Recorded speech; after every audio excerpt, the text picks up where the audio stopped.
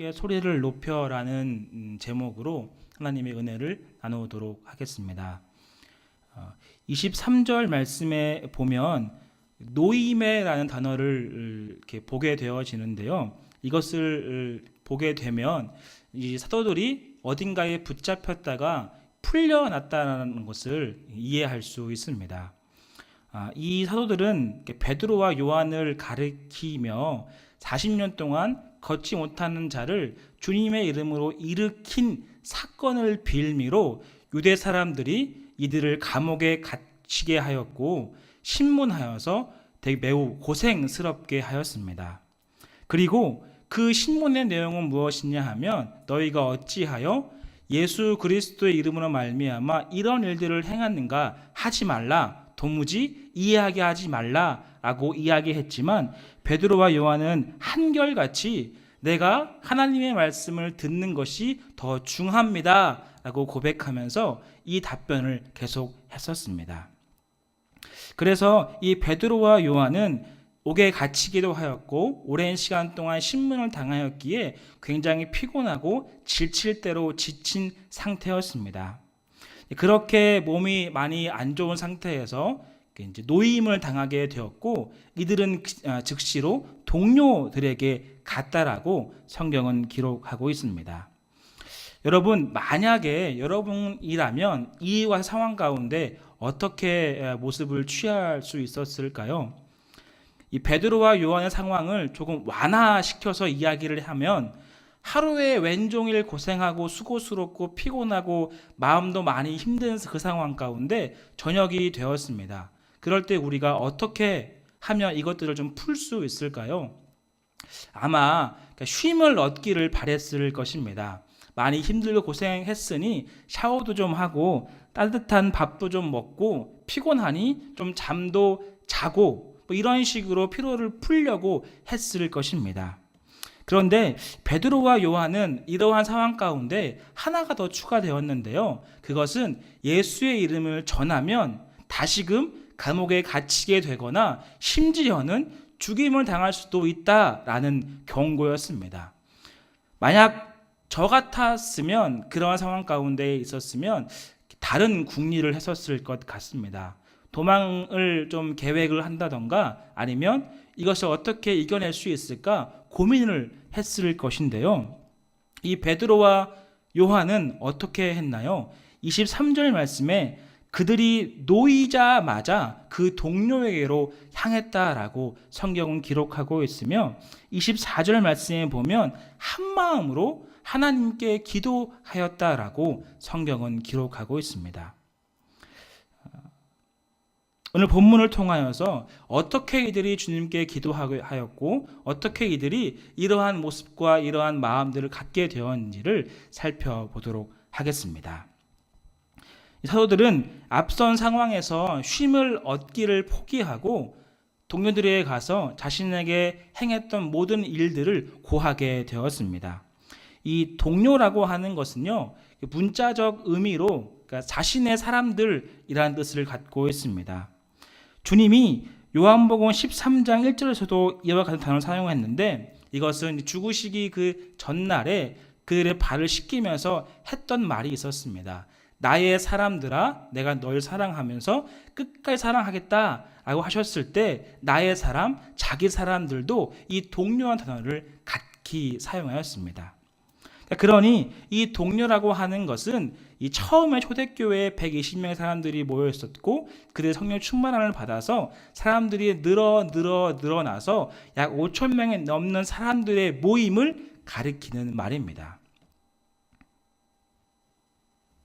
즉 예수 그리스도가 참 하나님이시며 참 예시야인 것을 깨닫고 함께 모였던 사람들의 모임이 바로 동료라고 했던 것이죠. 심신이 피곤하고 많이 피곤하고 고생스러웠던 이 베드로와 요한은 자신의 쉼을 얻거나 혹은 다른 일을 해서 좀 궁리를 했던 것이 아니라 나와 함께한 그들 주님께 영광 돌리며 성령 충만함을 받았고 같이 예배하며 같이 기도했던 그들을 기억하여 그들에게 가게 되었던 것입니다. 이것을 조금 다른 말로 이야기를 해본다면 이 동료를 교회라고도 번역할 수 있겠습니다. 나의 어려움과 상황과 그리고 많이 힘들고 지칠 대로 지쳤던 우리의 마음을 어떻게 회복할 수 있겠습니까? 삶의 어려운 문제와 아픔들 그리고 해결되지 않은 것들을 우리가 어떻게 이것을 힘을 얻고 다시 이겨낼 수 있겠습니까? 나와 함께한 예수 그리스도를 구주로 영접하여 함께 기도하고 함께 모여 예배하였던 이 교회에 와서 하나님께 함께 부르짖을 때 그 위로와 그 사랑이 우리 가운데 임하게 되는 것이죠. 그렇게 이제 베드로와 요한은 동료회로 가서 자신에게 당했던 일들을 다 고하게 됩니다. 우리 24절 말씀을 한번 같이 읽어볼 텐데요. 같이 읽어보겠습니다. 시작. 그들이 듣고 한 마음으로 하나님께 소리를 높여 이르되 대주제여 천지와 바다와 그 가운데 만물을 지은 이시요. 아멘. 그들이 자신에게 행했던 일들을 다 듣고 무엇이라 하였습니까? 하나님께 기도하였는데요. 그 하나님께 소리를 높여 기도할 때 부르는 대상이 있었습니다. 그것은 대주제여라는 말인데요. 이것은 헬라어로 데스포테스라고 이야기를 하고요. 영어로 이야기하면 사브론 로드라고 이야기를 합니다.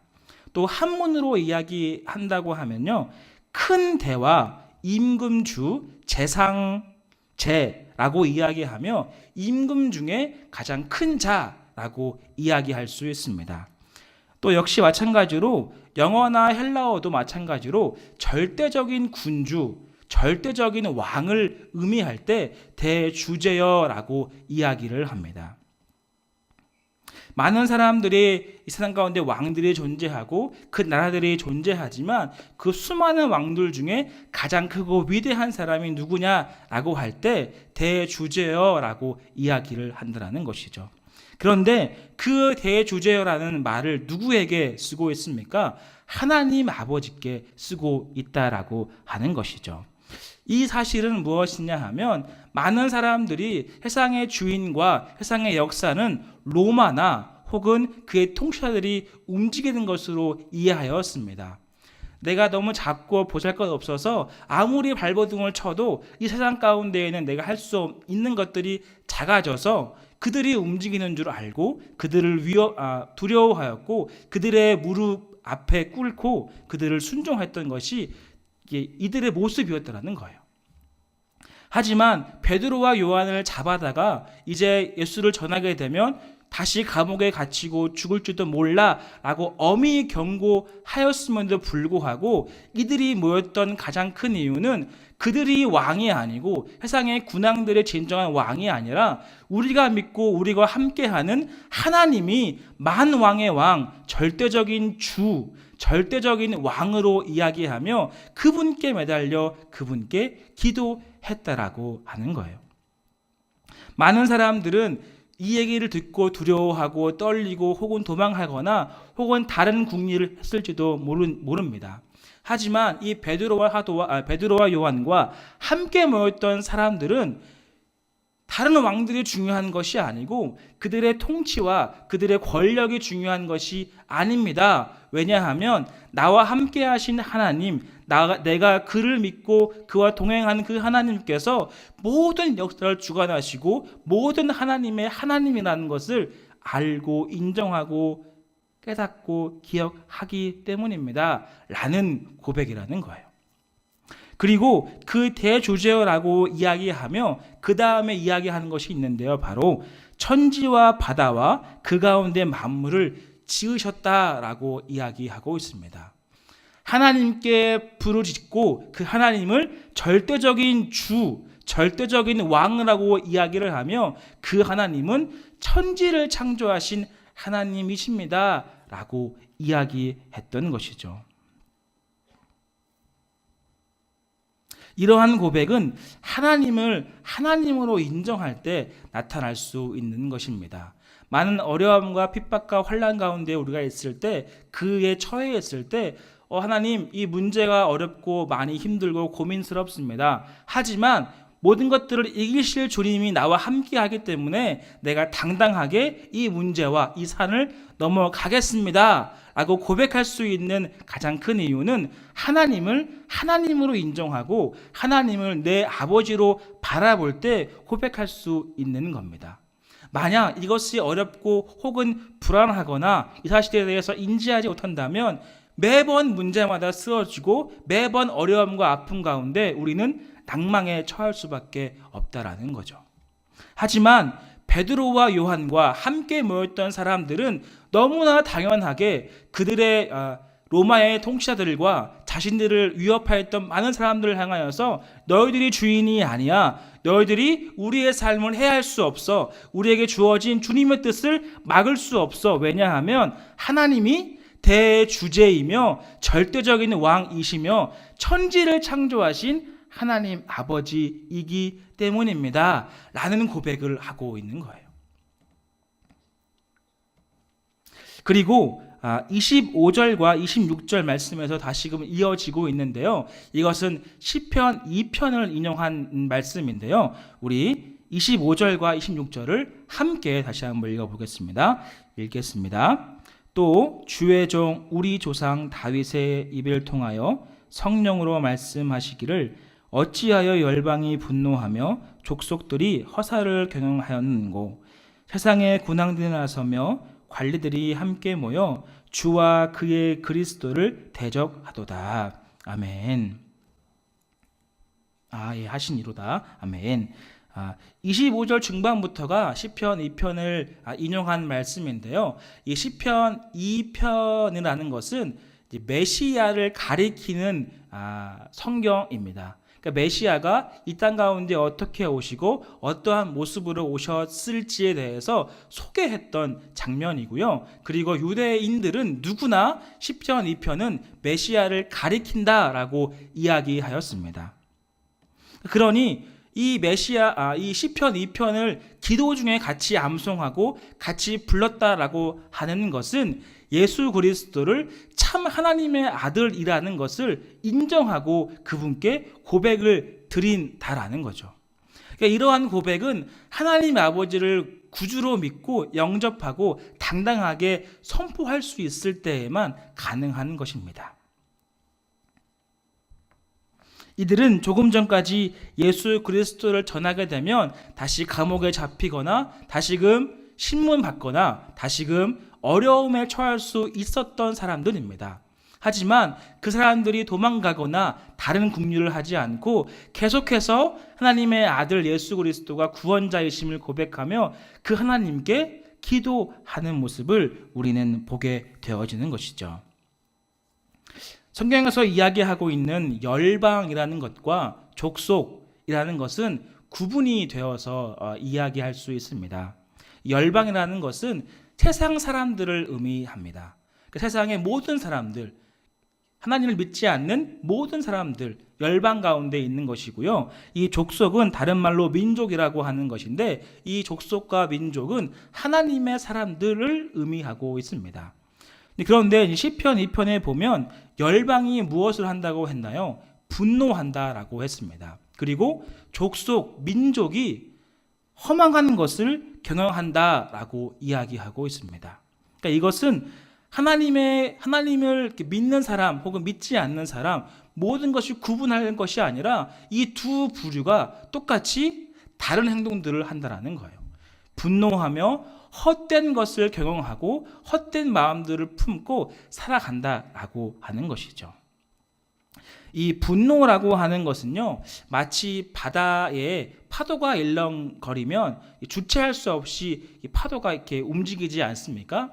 그것을 누군가가 제재할 수도 없고 한 곳에서 울렁이면 바다 전체가 일렁여서 계속해서 이제 그 파도가 높낮이가 커지는 것을 바라보게 되는 것입니다. 이것을 바라볼 때 분노라고 이야기를 해요.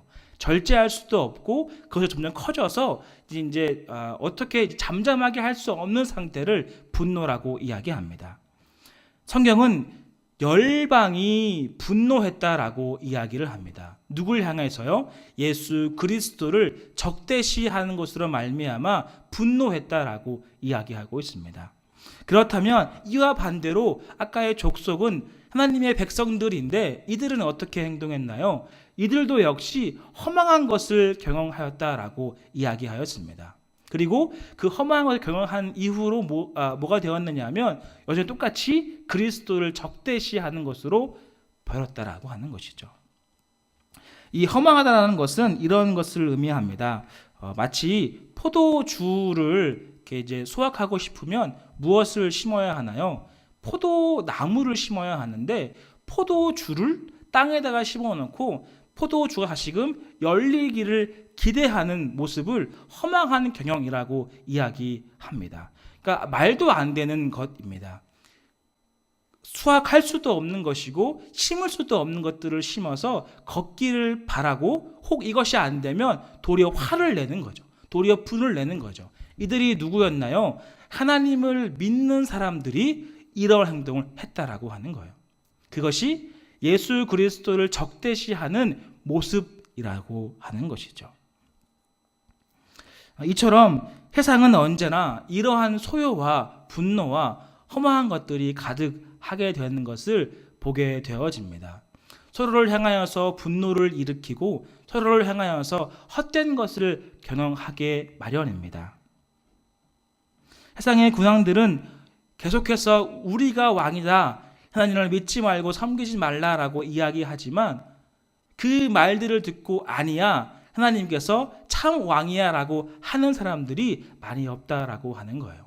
세상의 이 분노와 세상의 헛된 것을 경영하는 바라보고 우리의 마음도 같이 일렁이게 되고 우리의 마음도 같이 쓸데없는 것들을 심고 거두기를 바라보는 사람처럼 변해간다라고 하는 것이죠. 이들이 누구였나요? 예수 그리스도를 바라보았던 유대인들이었다라는 거예요.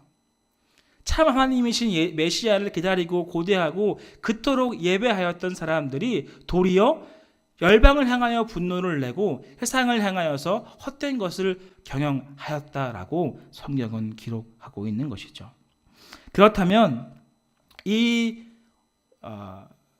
헛된 것을 경영하고 열방을 이것을 해결하기 위해서는 방법이 필요한데요. 그것은 시편 2편 10절과 11절 말씀에 기록하고 있는데요. 우리 자막이 준비되어 있으니 함께 읽도록 하겠습니다. 읽겠습니다.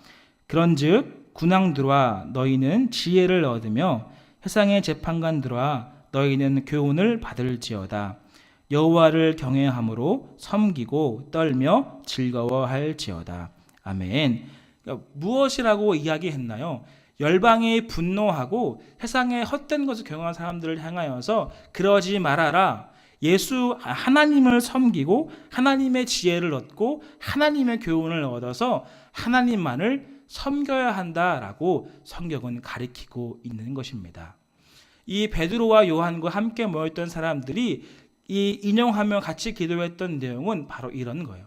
사람들이 분노하며 우리를 적대시하고 우리의 길을 막을 수 있을지라도 참 하나님이신 예수 그리스도, 참 하나님이신 이 대주제요, 이 절대적인 이 군주인 이 왕이 나와 함께 하시면 그의 경외함과 그의 교훈과 그의 지혜를 얻어서 우리의 삶을 살아갈 수 있습니다 라고 고백하고 있는 겁니다.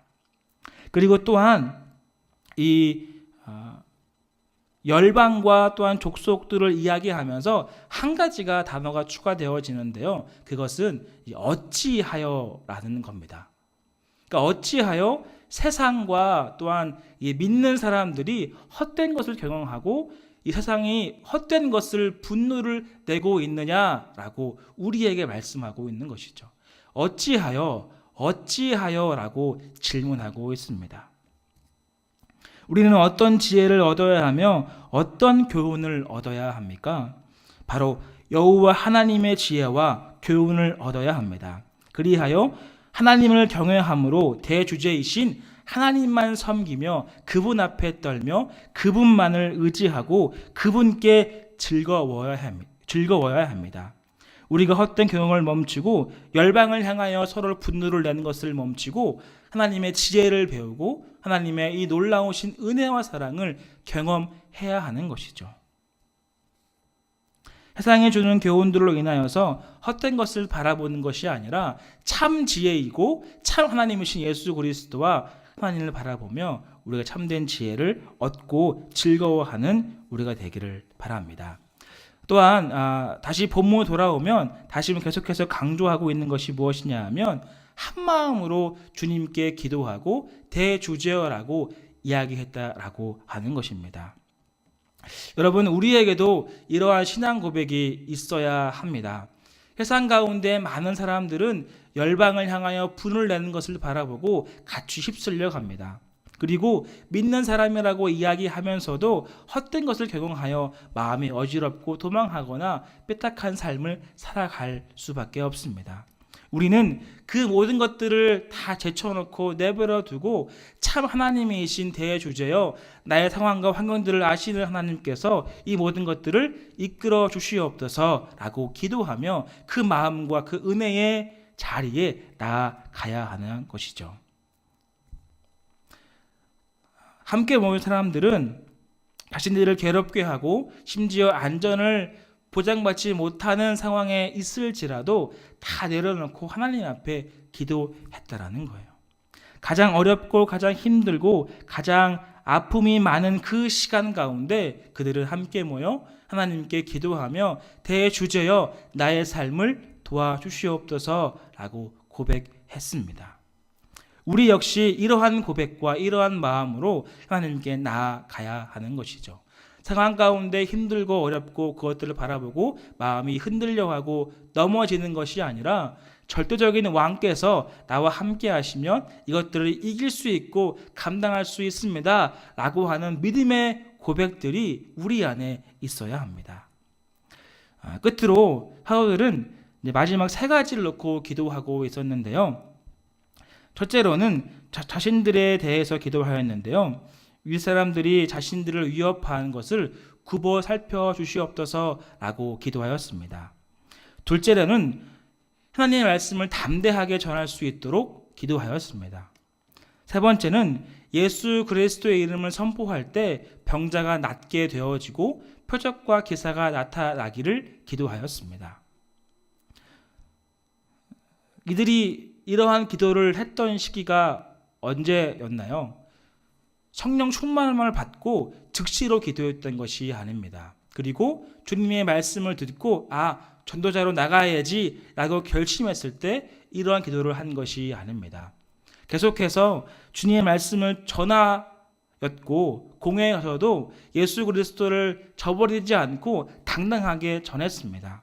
심지어 기적과 표적은 매 순간순간 나타나게 되었던 것이죠. 이미 이루어지고 이미 행하고 있는 것들을 다시 한번 고백하고 있는 거예요.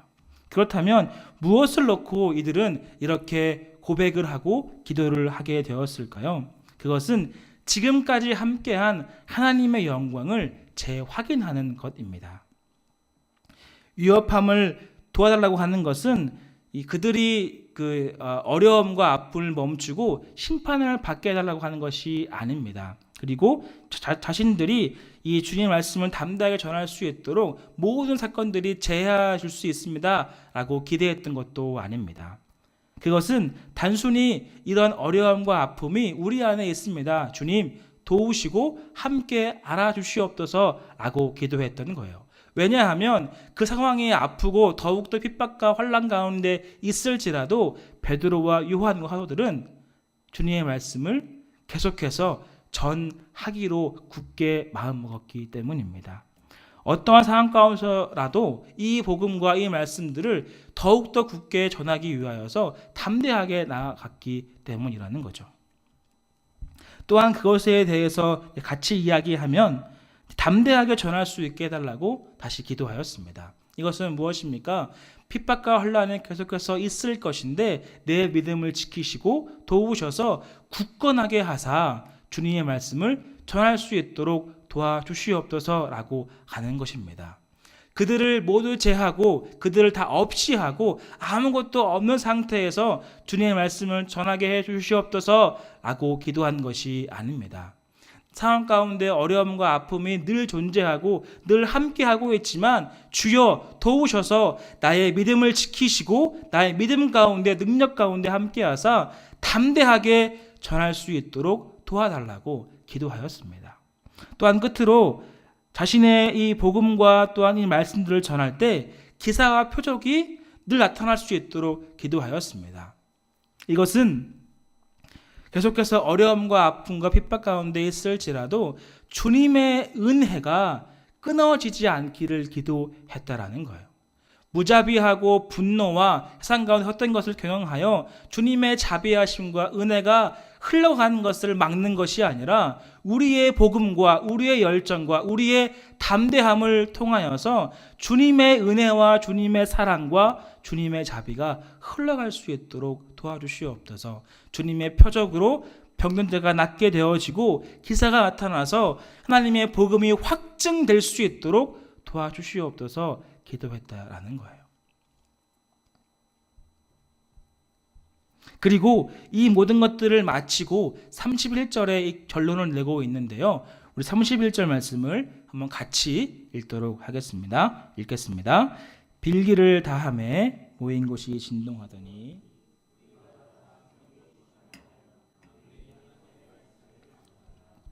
아멘. 기도를 마치니 모인 곳이 진동하였다라고 이야기합니다. 무엇을 마쳤나요? 상황 가운데 힘들고 어려운 것들을 바라보지 않고 하나님을 바라보며 대주제여 나의 삶을 도와주시옵소서라고 고백하였고 만왕의 왕 절대적인 군주라고 이야기하며 나와 함께하여 달라고 기도하였습니다.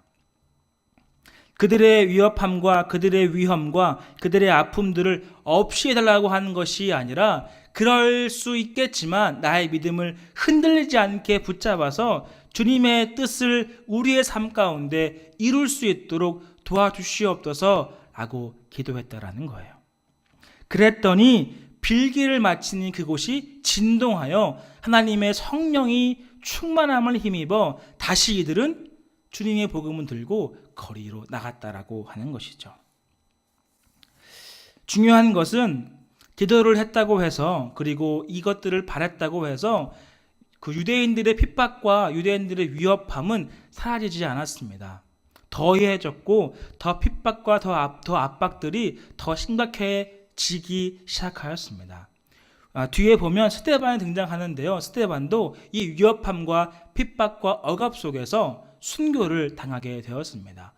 전혀 사라지지 않고 전혀 작아지지 않고 전혀 없어지지 않았습니다. 늘 위협함과 늘 어려움과 아픔들은 이들에게 존재했다라고 하는 것이죠. 하지만 이들이 어떻게 복음을 담대하게 전할 수 있게 되었을까요? 하나님께 소리를 높여 대주제어라고 불렀기 때문에 가능한 것입니다. 천지를 창조하신 하나님이 나의 구주가 되어주시고 예수 그리스도가 구원자이신 것을 내가 굳게 믿기 때문에 나의 믿음이 흔들리지 않고 나아갈 수 있게 되었다고 하는 것이죠.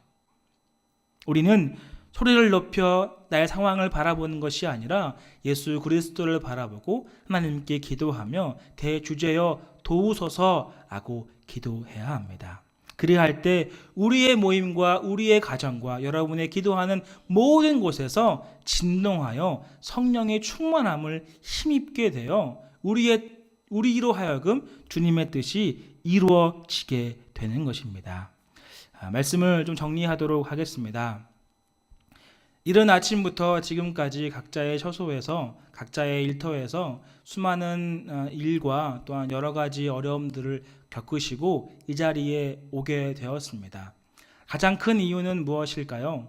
그것은 우리가 믿고 우리가 아버지라고 부르는 하나님이 대주제이기 때문입니다. 만왕의 왕이기 때문입니다.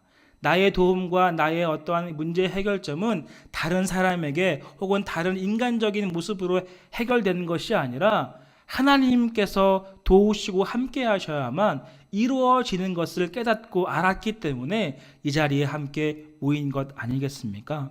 절대적인 왕인 하나님이 이 자리에 함께 계시고 우리는 그분 앞에 소리 높여 기도하면 됩니다. 우리의 상황과 환경들을 바라보는 것이 아니라 하나님이 함께 하셔서 그 모든 것들을 이기시고 승리하시고 그 길로 인도하여 주실 것입니다. 우리는 대주제이신 하나님께 소리를 높여 기도해야 합니다. 홀로 계신 만왕의 왕 하나님께 마음을 담아 세상을 향하여 분노하며 헛된 것을 교용하는 것으로 인하여서 내 마음과 우리의 마음이 흔들리는 것이 아니라 하나님만 바라보고 하나님만을 의지하며 하나님께만 기도해야 합니다. 그리할 때 우리의 모습과 우리의 기도와 우리의 이 모인 자리가 주님의 은혜로 말미암아 진동하여 성령 충만함을 힘입게 될 것입니다. 하나님만이 유일한 우리의 구원자이심을 날마다 굳게 믿고 의지하는 우리 모두 되기를 주님의 이름으로 축원드립니다.